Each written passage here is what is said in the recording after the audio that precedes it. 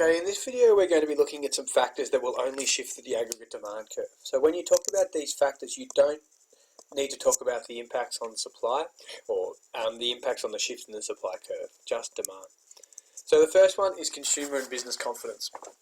So consumer confidence to start off with, if businesses, that should say consumers, good start, have an optimistic perception of their economic fortune or prospects in the future, so that basically means that they're confident about low prices, they're confident about the fact that they're going to be able to stay in a job and be earning significant income in the future.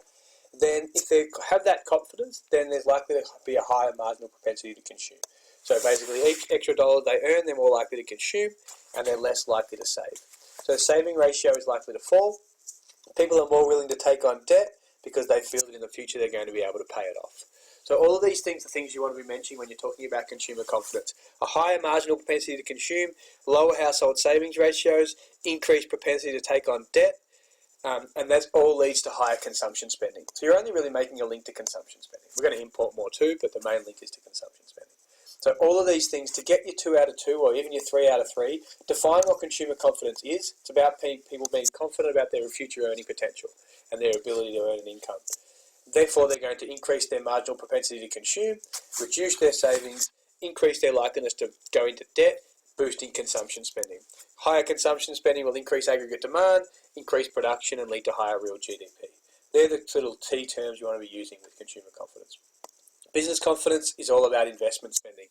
Okay, firstly, define business confidence. It's about business perception of their future sales and profitability. Are they optimistic or pessimistic about their future sales and profits? And whenever you see this, they'll measure it with an index. So over 100 basically means that more businesses are confident about their future, and same with consumer confidence. If it's over 100, more consumers are confident about their future. But essentially, define what it means. If firms are optimistic or pessimistic about their future sales and profits, increased business confidence leads to increased investment and increased willingness to take on debt, and therefore will boost investment spending, increase aggregate demand, and lead to higher production and real GDP as well.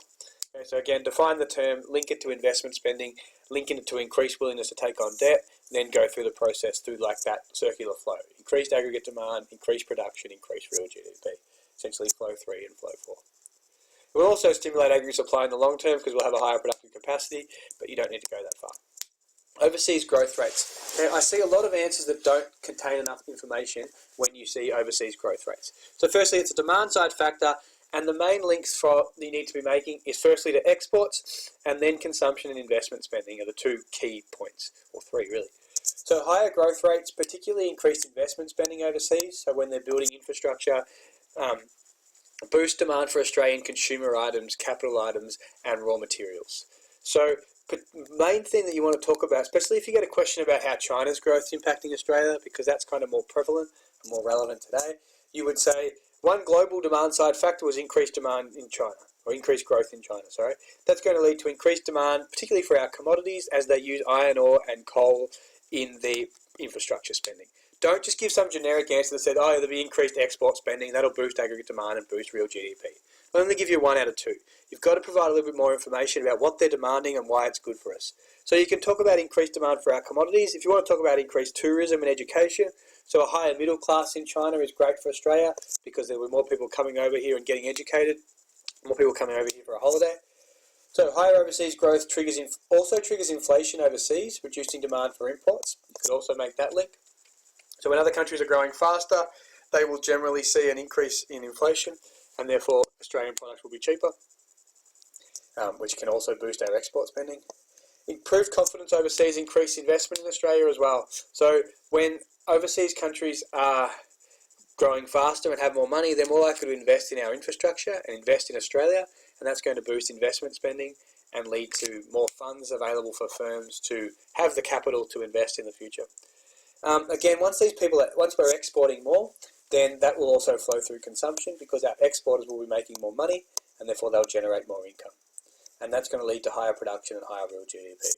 So key things with overseas growth rates. Just good for exports. Explain what exports benefit, particularly tourism, education and commodities. Link it through the fact that increased exports will increase income for consumers and investment spending, and therefore link it to aggregate demand and real GDP. So here's a quick question. Explain how economic growth may be affected by an increase in both domestic consumer confidence and Chinese consumption. An increase in consumer confidence helps to increase the rate of economic growth because people have greater confidence to spend their money on goods and services, not save, which increases consumption, aggregate demand and growth in real GDP. It's only 3 marks, so you've got to be pretty brief. Similarly, growth in China helps to increase economic growth via export demand, particularly demand for minerals that fuels the Chinese economy, like iron ore. With an increased demand for exports, this boosts aggregate demand and real GDP. Again, providing a little bit more information about what they're exporting to get the full marks. Real disposable income, we kind of talked about this with taxes, so I'll be really quick. Real disposable income is income after you've paid direct taxes to the government, so after progressive income tax, and it's also adjusted for inflation. When real disposable income increases, this means after-tax income is increased in real terms, so we have more purchasing power than we did last year. Our disposable income is growing at a faster rate than inflation. And that's going to lead to increased consumption spending, increased aggregate demand, and higher real GDP. People have more money, they spend more, they have higher purchasing power in real terms. Credit growth. Credit growth is basically the rate of credit or loans in the economy, so how much debt people are going into. It's affected by the amount of finance available to households and consumers. So higher credit growth boosts consumption and investment spending. It also affects the level of finance available to businesses. So basically, when we have high credit growth, more people are going into debt. It's easy to go into debt, and that's going to boost consumption spending because we can spend more money on our credit cards and get more mortgages, and investment spending because it's easy for businesses to take out loans. So there'll be more spending on holidays, houses, machinery, equipment, etc., which should boost our productive capacity, and then again, link it to aggregate demand and economic activity. Boost consumption and investment, higher aggregate demand, higher economic activity. And finally, the household savings rates. Okay, it's kind of the opposite. First of all, it's important to have a good definition of household savings rates. So it's the ratio measures the percentage of household disposable income that is saved rather than spent on consumption items. So if I have a disposable income, say $1,000 a week, and I save $70, okay, household savings ratios are about 7%. In Australia at the moment, they're about 7.6%. That's been the lowest that it has been for 7 years. So it's a relevant demand side factor at the moment. A lower household savings rate is synonymous with increased consumer confidence and lower consumption spending. Oh, that should say a higher household savings rate. That's a really bad mistake. Let's see if I can fix it. No, I won't be able to fix it. Anyway, I'll just stay on this slide. A higher household savings rate is synonymous with reduced consumer confidence, but people save more when they have lower consumer confidence and lower consumption spending. Okay, so a higher household savings rate, lower consumer confidence. A lower household savings rate is higher consumer confidence. People are more willing to spend. This will boost aggregate demand, production, and real GDP.